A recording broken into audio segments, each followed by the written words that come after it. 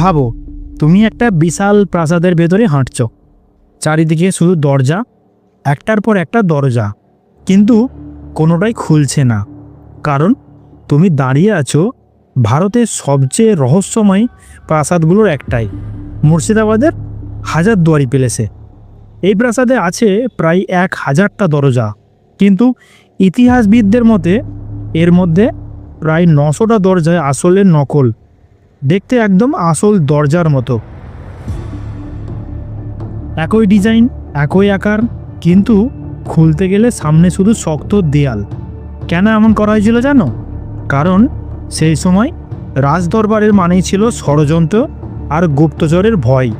শত্রুরা যাতে ভেতরে ঢুকে পথ খুঁজে না পায়, তাই পুরো প্রাসাদটাকে বানানো হয়েছিল একটা গোলক ধাঁধার মতো। ভাবো, কেউ পালাতে গিয়ে ভুল দরজা খুলল, আর ঠিক তখনই সে বুঝলো সে ফাঁদে আটকে গেছে। এই কারণে হাজারদুয়ারি শুধু রাজকীয় স্থাপত্য না, এটা ছিল এক ধরনের মানসিক যুদ্ধের অস্ত্র।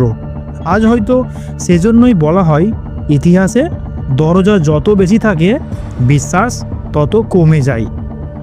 বন্ধু, তুমি যদি তোমার জেলার রহস্য, রোমাঞ্চ এবং পুরানো ইতিহাস জানতে চাও, তাহলে চ্যানেলটি সাবস্ক্রাইব করতে পারো।